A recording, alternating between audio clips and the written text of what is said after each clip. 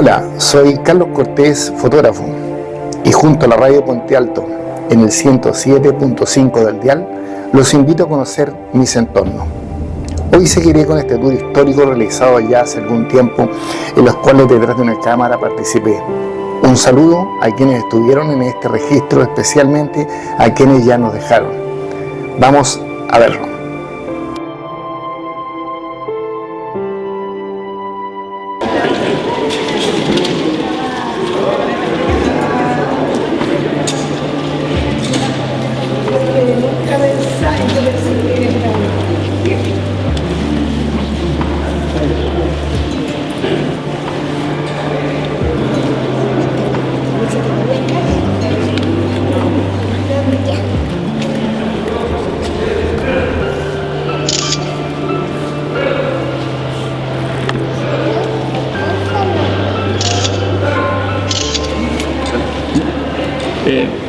Voy a empezar saludando de la siguiente forma: Marrimari, Pu Lamian, Marrimari, Pu Peñi, Compuche. Hola damas, hola caballeros, buenos días a todos. Yo soy nacido y criado en este pueblo, soy amante de mi tierra y he saludado de la siguiente forma para explicarles que Puente Alto es histórico de tiempos remotos. Tan así que cuando se fundó Puente Alto en el año 1891 se formó con 3 subdelegaciones: Locaña, El Peral y, ojo, Puente Nuevo de Pirque, 1891. ¿Por qué? Porque existía un puente antiguo, que en mapas que ustedes pueden encontrar de repente dice camino del Puente Viejo. Estamos hablando de tiempos remotos, 1500 y tanto. Ya había un puente antiguo y tal vez tengamos ese origen. Ahora me voy a referir al tren militar y al tren llano de Maipo, los primeros trenes que dieron, digamos, el modernismo a esta aldea que estaba perdida en el tiempo. Ya fue en el año 1899 cuando el gobierno otorga sede a don Domingo Concha y Toro una concesión para la construcción de este tren. Este tren fue un tren particular y formado por las familias de los hacendados. Y si bien la concesión se le dio a don Domingo Concha y Toro, el cual el año siguiente lo tomó una concesión y fue los llanos del Maipo. Y los accionistas, cosas de la vida, estaba la mamá que lo supercasó, Magdalena Vicuña, estaba Carlos Aldunate, que era pariente de los Concha y Toro, su hijo era casado con una hija de Concha y Toro, de Domingo Concha y Toro. Melchor, con Salvador Sanfuente, casado con Elisa Correa, prima de Melchor Concha y Toro. Nemesio Vicuña, que tenía una pariente y una sobrina casada con Rafael Bascuñán Pinto, que todos conocemos con la población Bascuñán, qué sé yo, de ahí descenden. Todos estos parientes formaron esta compañía para traer el tren. El tren se inauguró, la concesión fue otorgada un 14 de enero de 1899 y el tren empezó a funcionar en octubre de 1891. Llegó con 4 estaciones: Estación Providencia o Pirque, Macul, Camino Agrícola y el Departamento y Bellavista.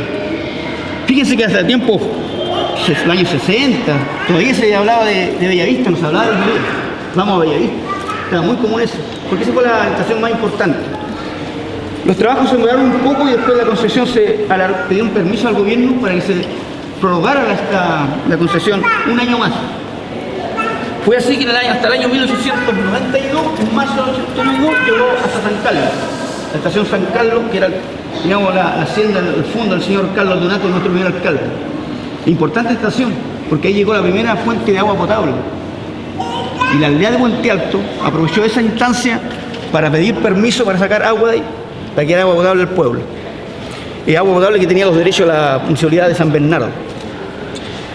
Al año posterior, el año 1893, como digo, se pidió una prórroga para continuar la última estación, el año 1893. Llega la estación. Esta maqueta tiene una representación más o menos, si podríamos hablar, del año 25, ya que tiene cable eléctrico, ya se había electrificado, lo había comprado el año 1900. Primero, el año 1895, se pierde la concesión y lo toma la familia, digamos, Emiliana Supercasó, esposa de Melchor Concha y Toro, y su hijo, o su hermano, perdón, Antonio Supercasó. Ellos se hacen cargo del tren.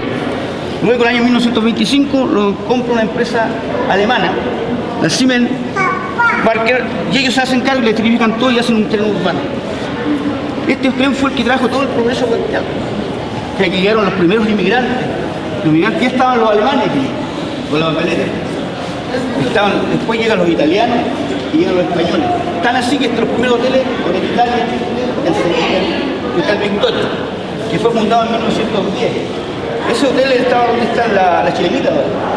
Y esas cosas de la vida cuando los chilenos tenían la costumbre de cambiarle el nombre a las cosas. El dueño era un austriaco. Como su idioma era alemán, la gente empezó a decir el hotel de la luna. Entonces, el próximo, cuando él fallece y lo compra el próximo dueño, decide cambiarle el nombre y le pone Hotel Alemán. Porque la verdad que nadie le decía Victoria. Todo el Puente Altino, los visitantes decían el Hotel del Alemán.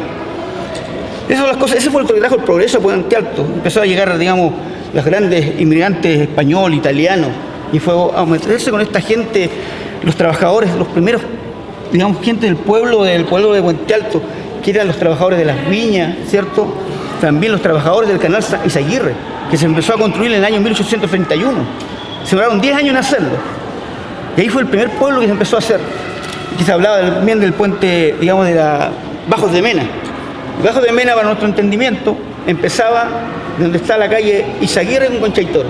Ahí empezaba Bajos de Mena. En mis tiempos remotos, siempre de mi infancia, pensaba que Bajos de Mena del cementerio para abajo. Y la verdad que no, llegaba hasta ahí. Tan así que cuando se formó Puente Alto siempre hubieron problemas de, digamos, de los cobros de los permisos, de los tributos de los hacendados. Porque una parte pertenecía a San Bernardo y otra parte a Puente Alto. Y hace años remotos, siempre cuando se compraban, vendían las propiedades, había que ir a San Bernardo. Casi todo ese sector de la población Maipo, qué sé yo. Y tuvimos hartos descendientes de gente importante. Nuestro primer alcalde, Carlos Noel Solar, bisnieto de José Miguel Carrera. Ya tuvimos descendientes de Arturo Prat aquí en Puente Alto, descendientes directos. La familia Carvajal, donde se plantó la fábrica Victoria. Fueron los primeros que vendieron ahí, y ahí eran descendientes directos de Arturo Prat. Este tren fue el que trajo el progreso a Puente Alto. El año 1910 se inaugura el tren militar, que era del Estado primero, era del Estado, llegando hasta el Canelo. Se había pensado hacer con que la tierra de San Bernardo, pero ese tramo nunca se cumplió. En 1910 empieza a funcionar hasta el Canelo. Después, en 1913, se pasa al regimiento, por decreto, porque se vio que era una estrategia militar. Y esto de tiempos remotos, de 1856, Enrique Mainz, el gran ingeniero americano, él ya hizo unos proyectos para llegar al tren militar, y la idea siempre era llegar a Argentina. Tan así que en 1910 se crea la gran estación Pirque, o Providencia. De repente por internet pueden verla, la verdad que es una estación formidable, porque estaba pensada para que llegaran los turistas argentinos. Pero con el tiempo esto se fue vagando, como el llano del Maipo, un tren particular. En el año 1961 ya este tren empezó a acabar su función. Y esto va a terminar mi intervención contando una pequeña historia de un puente altino, residente en Francia, fallecido allá en Francia hace un par de años. Y de repente en internet pueden ver que la única persona que ha hecho una maqueta del tren llano del Maipo. Muy, muy bonita la maqueta y casi todos están apoyando con los que hacen trabajo en esa maqueta. Este amigo que conocí a través del internet, como le digo, escribió sus memorias en un libro muy bonito que se llama Puente Alto ausente. Y dice así: una carrera perdida al avance. Me cambiaron a la escuela el año 1961 y ahora a Santiago.